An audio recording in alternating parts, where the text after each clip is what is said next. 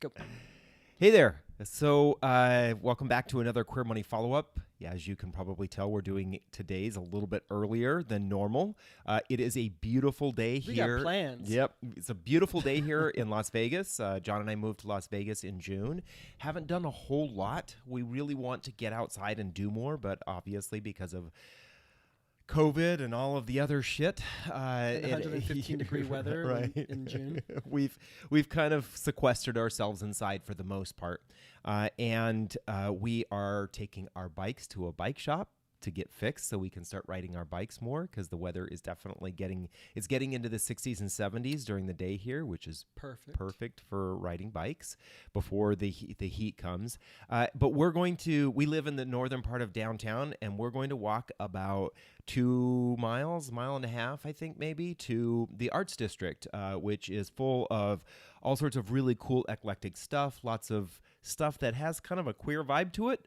So we love that area. Some good microbreweries, so we might try some microbreweries. What?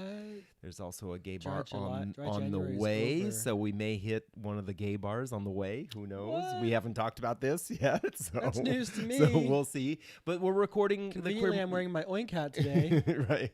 We're recording the Queer Money live a little bit or Queer Money follow-up a little bit earlier today because, like John said, we've got plans. We got plans. So speaking of queer, we're going to talk about the queer secret to abundance. Yeah. We're on episode 33 of the Queer Money follow-up series, covering the 33rd episode of the Queer Money podcast.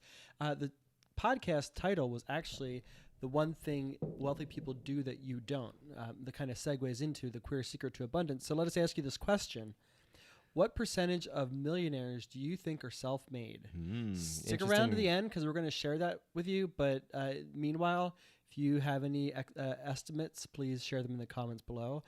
We'd love to see what your thoughts are. Yeah, I think there's a lot of folks who have kind of this this mindset of how people got to their millions, right? And let's see if that is actually the reality. Exactly. Right? Yeah.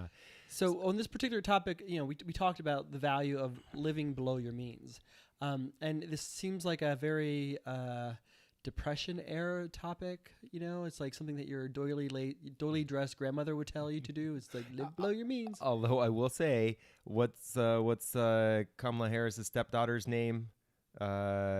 I have no idea. She's the new queen of doily, I think. Oh, yeah. So it's all of a sudden doily might be coming back in fashion because of her. Yeah, exactly. But you're right. I think a lot of people, when they think of this second principle of living below your means, go, that's so boring. Yeah. Right? I mean, it's just kind of this nobody wants to live below their means. Everybody wants this big, huge, fabulous life, right? But what happens when you don't live below your means? Well, this is tied very closely to what we talked about yesterday in that our advice, the first step principle in living a debt-free life is to be money conscious.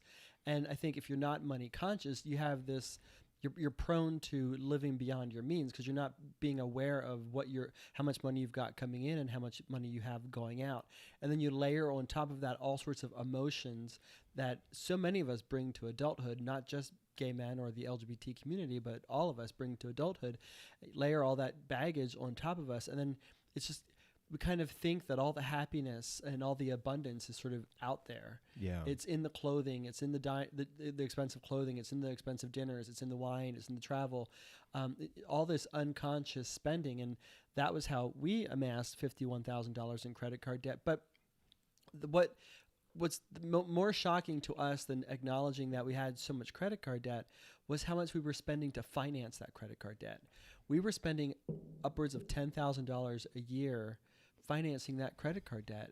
And we had, not until we did that spending analysis that we talked about yesterday, did we realize how much we were spending financing that debt. And our case isn't unique. We've talked about a gay couple that we know in Manhattan who has so much credit card debt. They're spending $60,000 a year on credit card debt. And they're struggling with figuring out how they're going to put their daughter through school. Well, $60,000 a year is more than enough. 2 years. Is, for most schools, more than enough to put your kid through school. I mean, of course, there are some exceptions to that. Well, and you know what else is interesting is the data that came out last year about the amount of credit card debt that folks have based on generations. Gen Xers, those of us who are Gen Xers, have the most, and I think that's partly because we're straddling the paying for kids as well as possibly taking care of parents generation, right? That will eventually trickle down to you millennials. You will eventually take care of your Gen X and Boomer parents. But that's the one part of trickle down economics that works. Right, exactly. But what I found so interesting is that most millennials have enough credit card debt to be spending between $1,500 to $2,000 a year financing that debt. So if you're 30 years old and you're going to retire at 70, let's just say, most people don't want to retire at 70, but the only way you don't retire at 70 is you have enough money to be able to retire early, right? Well, if you're sending anywhere from $1,500 to $2,000 a year to credit card companies to finance that credit card debt, that is the same amount of money you would have to invest to have about $500,000 when you reach 70. Yeah. So let's ask the question. Would you rather live beyond your means and not have enough money to retire? Or would you rather live below your means, pay off your debt, have enough money to retire, have enough money to invest, have enough money for the down payment, have enough money for the kid? That's abundance right there. Right. You get all those things by siphoning that money away from sending it to credit card companies. Yeah. Well, in this, a quote that you shared in this particular episode, I thought was really poignant. And you said, what's going on in my head that makes me think that I need to buy these Gucci shoes?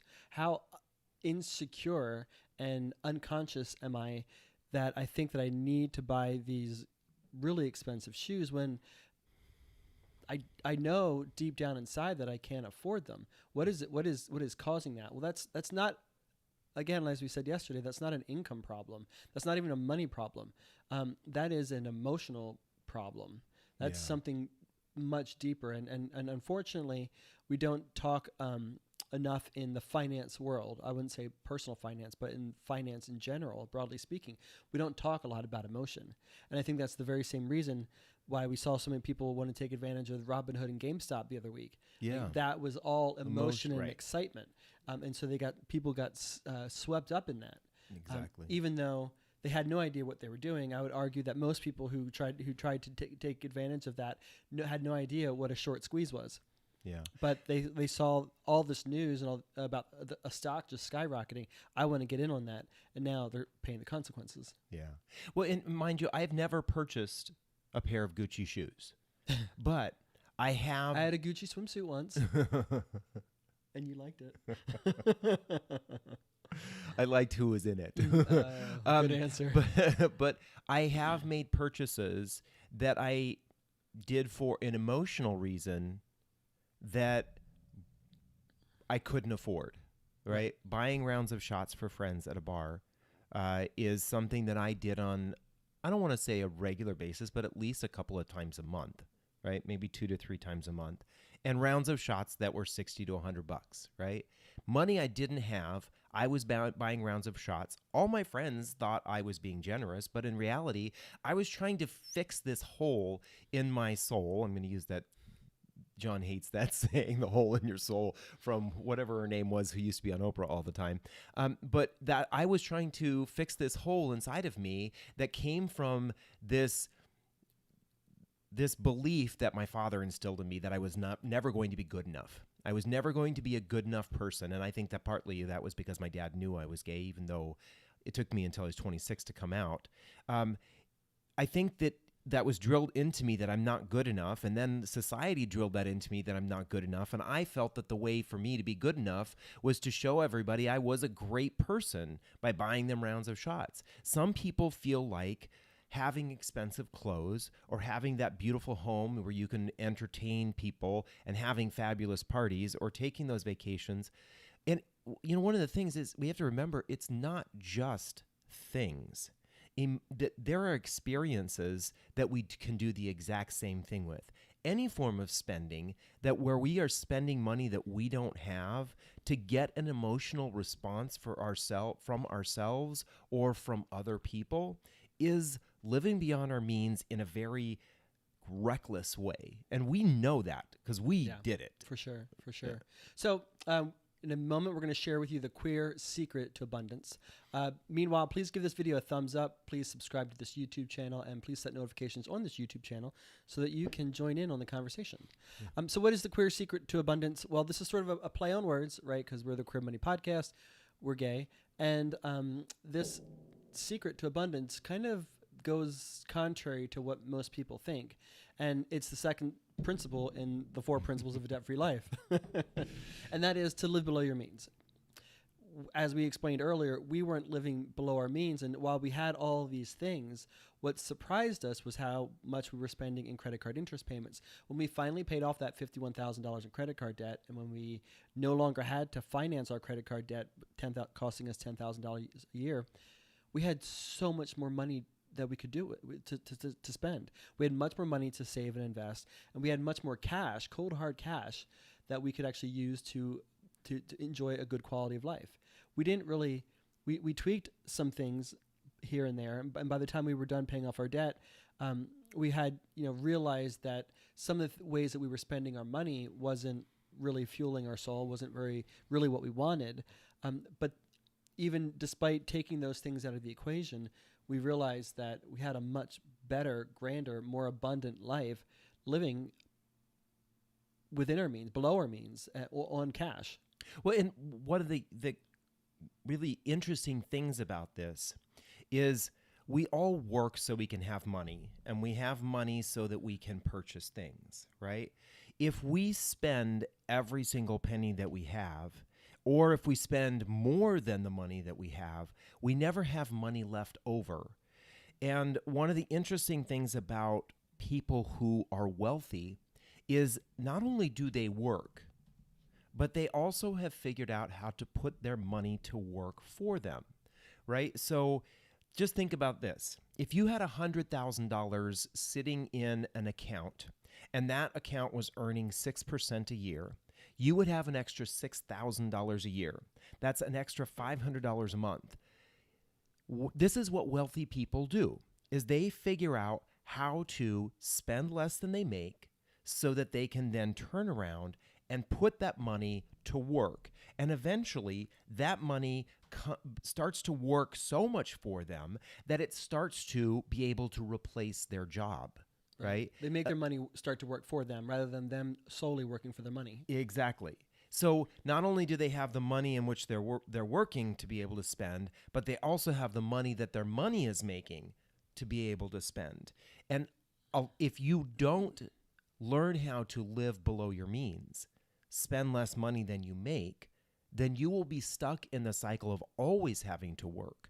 And that is how we get to the point where we are today, where upwards of 40%, I think it's 40 or 45% of people who are ready to retire right now, baby boomers who should be retiring, they have nothing saved. Right. And that is because for whatever reason, they did not learn how to spend less money in their whole life. They never learned how to spend less money than they make and turn that money into... And they lived during some of the most prosperous times in our American history. Exactly. And I'm going to say it's a fucking excuse. It's a fucking excuse if you say that you don't make enough money, right? It is, granted, if you're making $22,000 a year, I'll agree with you. But we know people who are making $40,000 a year, right? Choose not to have a car, choose to use public transportation, choose to live a modest life, and are saving hundreds of thousands of dollars so that they have the ability for their money to eventually work for them